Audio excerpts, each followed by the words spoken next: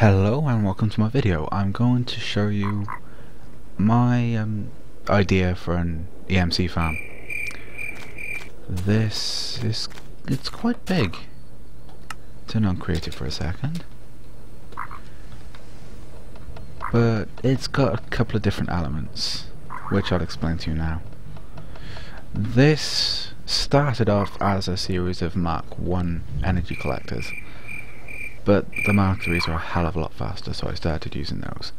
So basically what's happening here is if you put glowstone in this block here, it means that anything you put in here will only go upgrade as far enough to get to glowstone.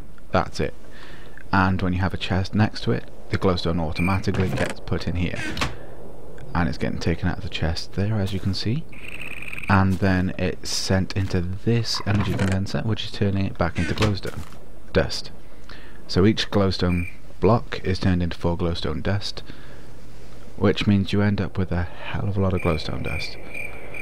So I've got a chest down there full of glowstone dust.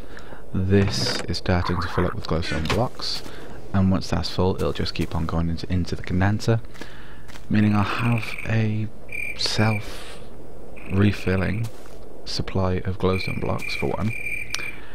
And this goes all the way along here. You can do smaller, but I just did this just for the demonstration. All of the leftover glowstone that's not in these gets pumped into this to make lava cells, which go onto there, but I'll explain that in a minute. Another thing I have to explain is this.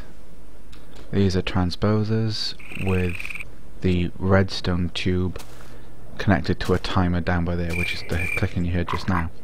It's a hell of a lot quicker than using wooden pipes, and it's a lot easier. Right, these world anchors, you don't need that many, but it's good to have enough to cover your area so then it can keep on going while you're not there. Right, now the lava cells. Again, the lava cells are being taken out by a transposer along the redstone tube to fill up these geothermal generators. And once they've filled them up, the excess go into here to make dark matter pedestals, which are very EMC expensive. And these supply power to these macerators, which are macerating blaze rods into blaze powder.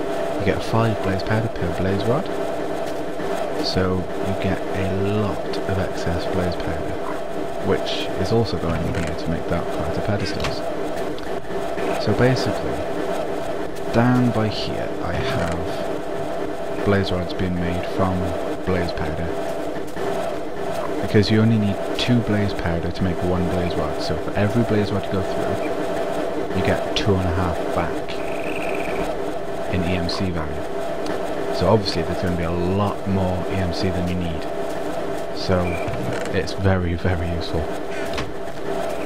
And along here it's just an entire row of basic macerators, each with 2 overclock upgrades, 1 transformer and 1 energy storage.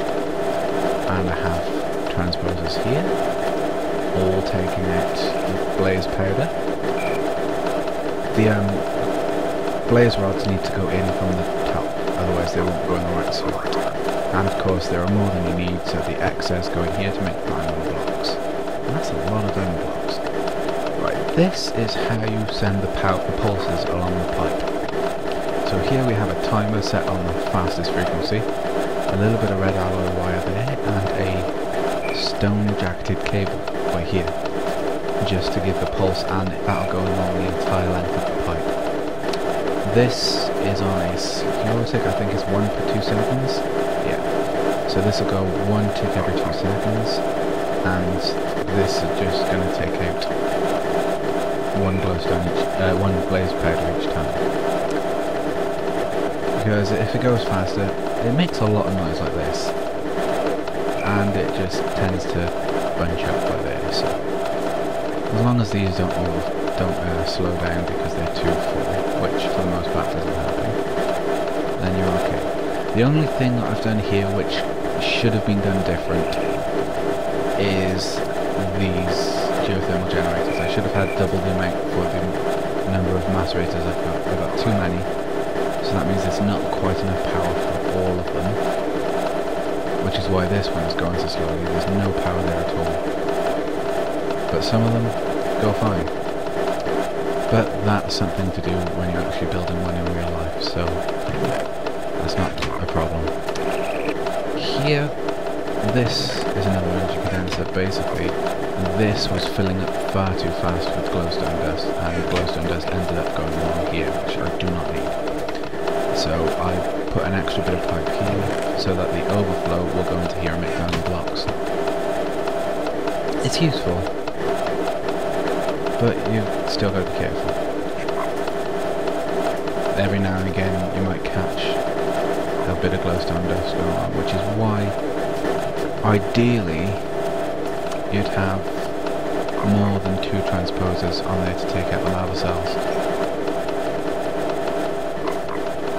Or, well, actually you could get enough EMC into this using just an energy collector or 2. No need for sending something in, really. That's something to take into your planning when you're making your own. Here I have some stone covers. They're very useful at making sure that the pipes don't join where you don't want them to. Very, very useful. And also separating power sources from pipes. So this is in the on position. If that wasn't there, then this would just be on the whole time and it just wouldn't work. It needs to be a pulse. So yeah, this is to separate them. It makes it very much easier to keep it all where you want it going. And that is about it, I think. Yes. Thank you for watching my video, and I hope it's helped.